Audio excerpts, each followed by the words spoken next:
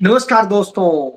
राहुल गांधी ने कहा कि युवाओं को सोशल मीडिया नहीं, युवाओं को रोजगार दीजिए, युवाओं को जॉम्बी मत बनाइए, युवाओं को सद्भावना सिखाइए, युवाओं को प्रेम करना सिखाइए, मोहब्बत करना सिखाइए, युवाओं का सकारात्मक इस्तेमाल कीजिए, युवाओं को नकारात्मक मत बनाइए, मत हमला कीजिए, मत उन्हें फंसाइए। जी हां, अपनी तुच्छ राजनीति में भारतीय जनता पार्टी यही कर रही है, बीजेपी यही कर रही है, नरेंद्र मोदी और अमित शाह का गैंग यही कर रहा है। राहुल गांधी ने यह संदेश गुड़गांव में सद्भावना यात्रा पर दिया, जो चौधरी बीरेंद्र सिंह के बेटे और सर छोटू राम के पड़पोते, किसानों के मसीहा सर छोटू राम के पड़पोते की 7 महीने से लगातार चली आ रही है। उस सद्भाव यात्रा के मौके पर कहे, वो इस यात्रा में शामिल हुए और उस वक्त शामिल हुए जब यह कहा जा रहा था कि हरियाणा में कांग्रेस विरोध कर रही है, इसका कांग्रेस ये कर रही है। कुछ विधायकों ने, एक सांसद ने इसका विरोध भी किया था और तंज कसा था चौधरी बीरेंद्र सिंह के बेटे बृजेंद्र सिंह पर। जी हां, ये बृजेंद्र सिंह वही है जो एक टॉपर आईएएस ऑफिसर होते थे, चंडीगढ़ के भी डीएम रहे और इसके अलावा तमाम महत्वपूर्ण पदों पर रहे, सेक्रेटरी रहे। लेकिन उन्होंने एक ईमानदार अफसर की छवि बनाई। अच्छा वो किया, नरेंद्र मोदी ने इसी का इस्तेमाल किया और उनसे इस्तीफा कहा कि आप दे दो, राजनीति में आ जाओ। उन्होंने इस्तीफा दिया। नरेंद्र मोदी ने उनके परिवार का, उनका सबका लाभ उठा करके उन्हें हिसार से चुनाव लड़वा दिया और बीजेपी के खाते में सीट ले आए थे, लोकसभा सीट। जी हां, वो सांसद रहे 5 साल, लेकिन उन्होंने सिटिंग सांसद रहते हुए उन्होंने कहा कि नहीं, मैं गलत जगह नहीं रहूंगा। मेरा परिवार कांग्रेस के साथ जुड़ा रहा है। उनके पिता भी केंद्रीय मंत्री रहे 10 साल, और यही नहीं, उनके पिता ने और भी कांग्रेस में बहुत महत्वपूर्ण भूमिका अदा की थी। उनकी माता भी विधायक रही। तो ऐसी स्थिति में बृजेंद्र सिंह ने, जो उनकी पत्नी भी इनकम टैक्स की कमिश्नर है, उन्होंने छोड़ करके बीजेपी और कहा, कांग्रेस से टिकट नहीं मांगी कि हमें टिकट दीजिए तभी हम आएंगे, नहीं, और कांग्रेस ने उन्हें दी भी नहीं, यह चेक करने के लिए कि क्या ये इसका लाभ उठाने आ रहे हैं। उसी हिसाब से उनकी मदद से कांग्रेस का सांसद जीत गया और बृजेंद्र सिंह के पास कोई पद नहीं, उन्हें विधानसभा चुनाव में इसमें टिकट दी गई। तो भाजपा ने, नरेंद्र मोदी ने पूरी ताकत लगवा के उनको चुनाव हरवाया। कितने वोट से? 33 वोट से। और ये 33 वोट वो थे जो बैलेट के किस तरीके से जो किया गया और उनके जो पक्ष में वोट थे उन्हें रद्द करके इनके विरोधी यानी भाजपा के वोट को गिना गया। आम आदमी पार्टी ने इसमें भूमिका अदा की उनको हरवाने में। तो इस तरह से करके उन्हें हराया गया था। हाई कोर्ट में केस है, उन्होंने केस किया है। केस में हाई कोर्ट ने कहा कि इसमें आकर के इसकी काउंटिंग फिर से की जाए जो बैलेट थे।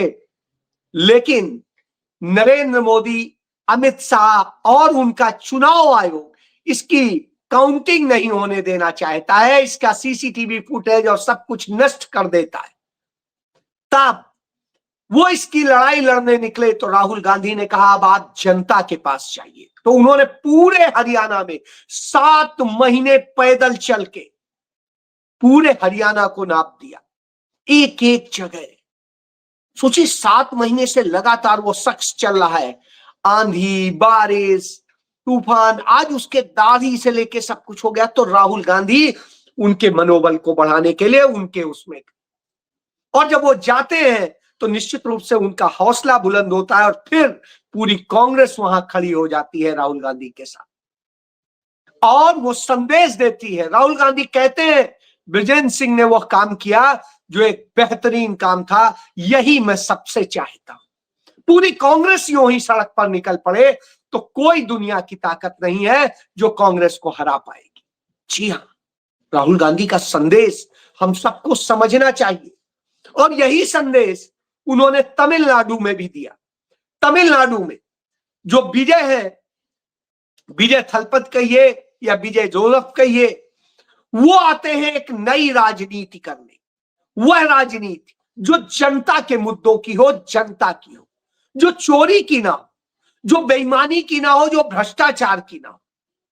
और वो राहुल गांधी के पास 2009 में आए थे और 9 में उन्होंने, राहुल गांधी ने उन्हें कहा था आओ तुम राजनीति में, हम चाहते हैं तुम कांग्रेस के साथ करो। उन्होंने एनएसयूआई के जो पदाधिकारी थे उनके साथ उनका पक्ष लिया था, उनके लिए जो प्रचार किया था। तो वो विजय उस समय राजनीति में नहीं आए, लेकिन वो उस दौर में राजनीति में आए जब राजनीति को कलंकित किया जा रहा है, बर्बाद किया जा रहा है। बहरहाल उस समय राहुल गांधी के साथ में मजबूरी ये थी कि कमिटमेंट कर चुके थे डीएमके के साथ कि हम आपके साथ आएंगे, तो ऐसी स्थिति में वह धोखा तो नहीं दे सकते थे राहुल गांधी। तो राहुल गांधी जानते थे कि डीएमके की स्थिति खराब है, फिर भी उन्होंने उनका साथ दिया। बहरहाल चुनाव के नतीजे आए, विजय 108 सीटें लेकर के आ जाते हैं। वहां पर सरकार बनाने के लिए 118 सीटें चाहिए। वो कांग्रेस से आग्रह करते हैं तो राहुल गांधी कहते हैं कि विजय यह वायदा करें कि वो फांसीवादी ताकतों के साथ नहीं जाएंगे, वो सांप्रदायिक ताकतों के साथ नहीं जाएंगे, वो बीजेपी के साथ नहीं जाएंगे, वो जनता के मुद्दों पर रहेंगे और सदैव उस तरह से करेंगे। विजय ये सारे वायदे करते हैं और जब यह वायदे करते हैं तो राहुल गांधी उन्हें समर्थन देने की घोषणा कर देते हैं। बस भाजपा को मिर्ची लग जाती है, क्योंकि भाजपा तो यह सोच रही थी कि अपने एक विधायक के सहारे और एआईडीएमके के सहारे, यानी अन्ना द्रमुक जो है उसके सहारे वो कर लेंगे कब्जा और विजय की पार्टी को तोड़ के अपनी सरकार बना लेंगे, एक विधायक वाली बीजेपी सरकार बना लेगी। तो उन्होंने राज्यपाल को कह दिया कि सबसे बड़ी जो पार्टी जीती है उसको मत बुलाओ शपथ लेने के लिए, और उन्होंने बाधाएं डाली, जबकि नियम रहा है कि सदैव उसे बुलाया जाता है जो सबसे बड़ी पार्टी होती है, जिसके पास सबसे ज्यादा सीटें होती है। सिंगल लार्जेस्ट पार्टी को सबसे पहला आमंत्रण दिया जाता है और जो बहुमत साबित करना होता है वो राज्यपाल के सामने नहीं साबित करना होता है, वो सदन के अंदर, विधानसभा के अंदर साबित करना होता है।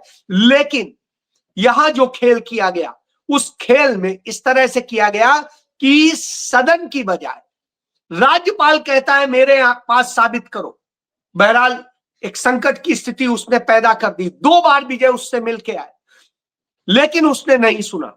तो आज पूरे तमिलनाडु में कांग्रेस पार्टी ने प्रदर्शन किया और इस बात के लिए विरोध किया कि विजय थलपत को बुलाया जाए, उन्हें वो किया जाए, और जो राज्यपाल है वो संविधान की और सबकी मूल भावनाओं की हत्या कर रहा है।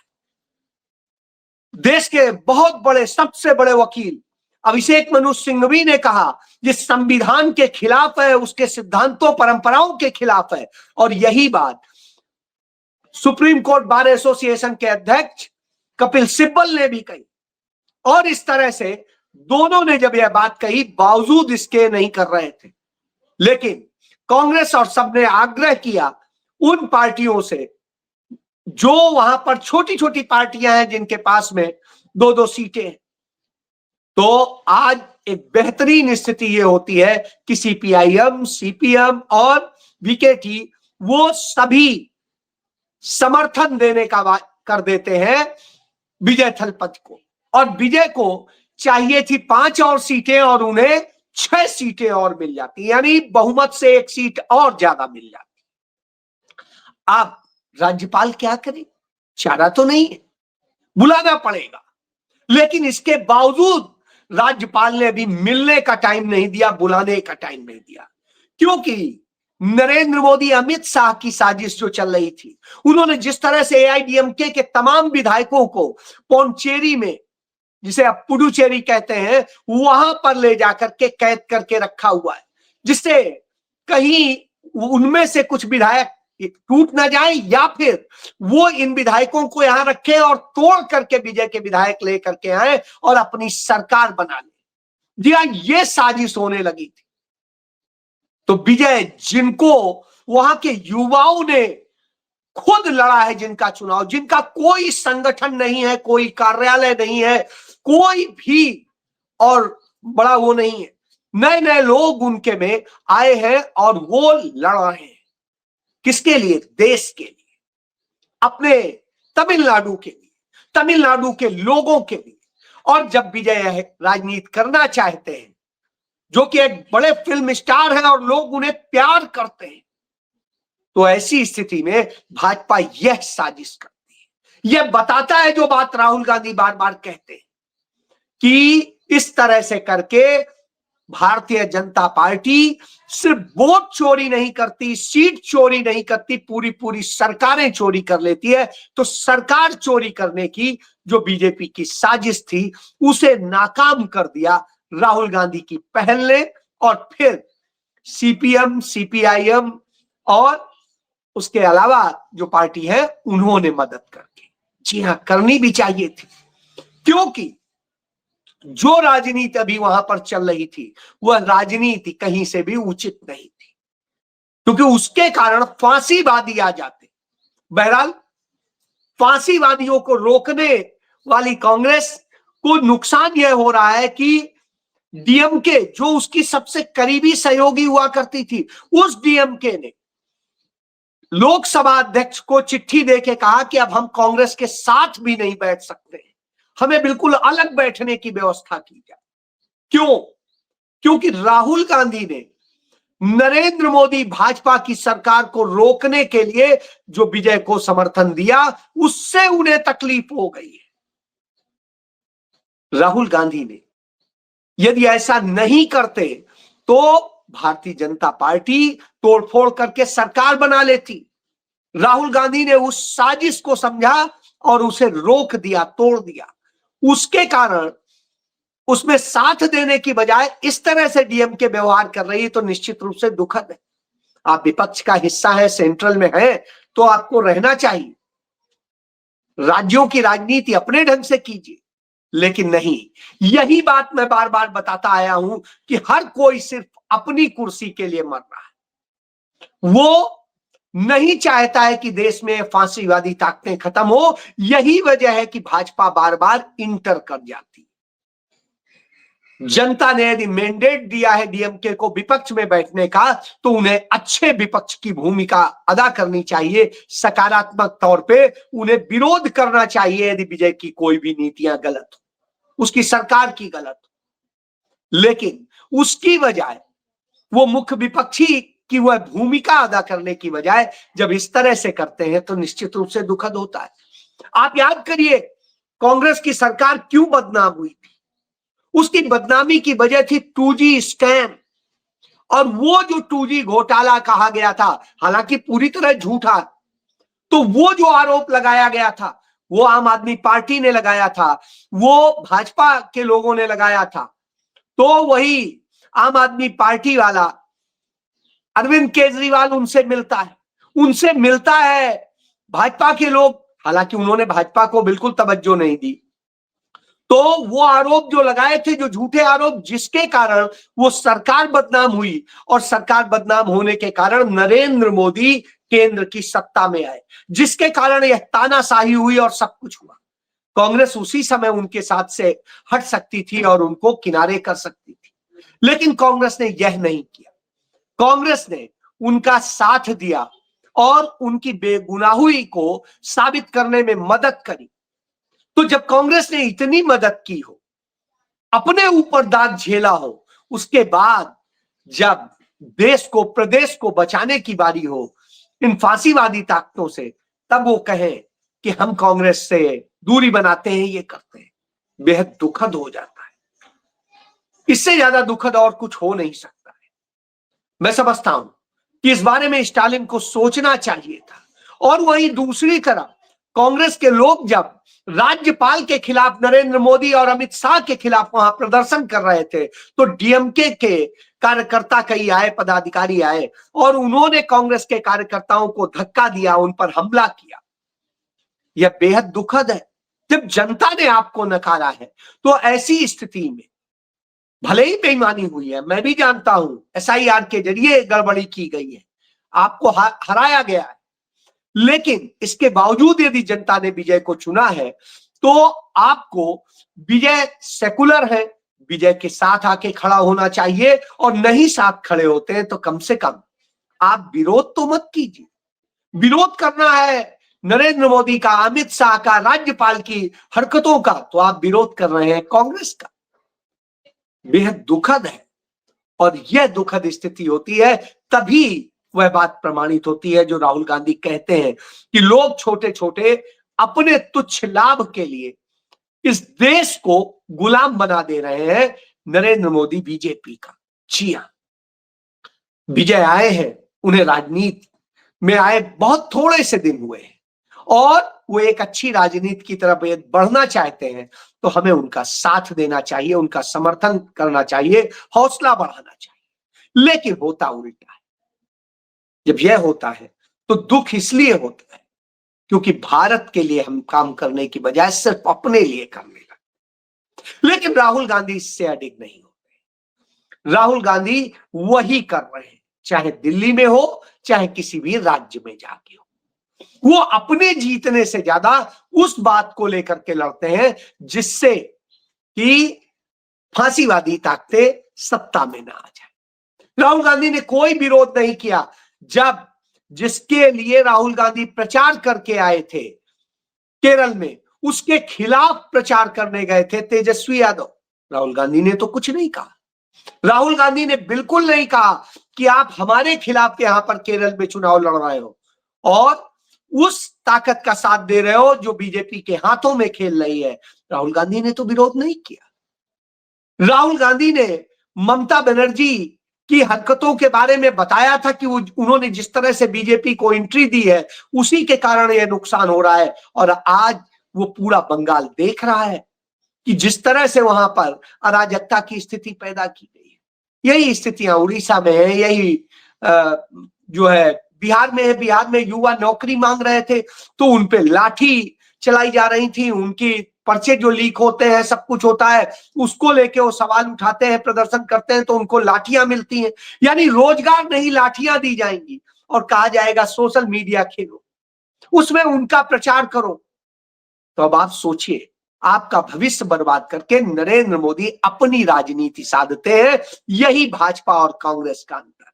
कांग्रेस कहती है कि आप रोजगार पाओ, आगे बढ़ो और देश को आगे बढ़ाओ, खुद अपना जीवन खुशहाल बनाओ, देश को भी खुशहाल बनाओ। यही वजह है कांग्रेस शासित राज्यों में इस देश में सबसे ज्यादा प्रति व्यक्ति आए, चाहे तेलंगाना हो चाहे कर्नाटक, वहां सबसे ज्यादा प्रति व्यक्ति आए।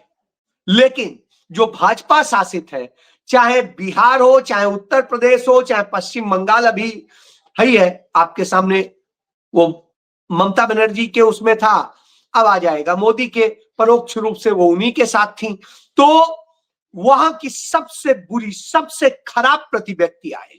तो यह अंतर कि कांग्रेस शासित राज्यों में प्रति व्यक्ति आय देश में सबसे अच्छी है और वहां सबसे बुरी है। यह संदेश है, इसे जानना चाहिए। जी हाँ, जय।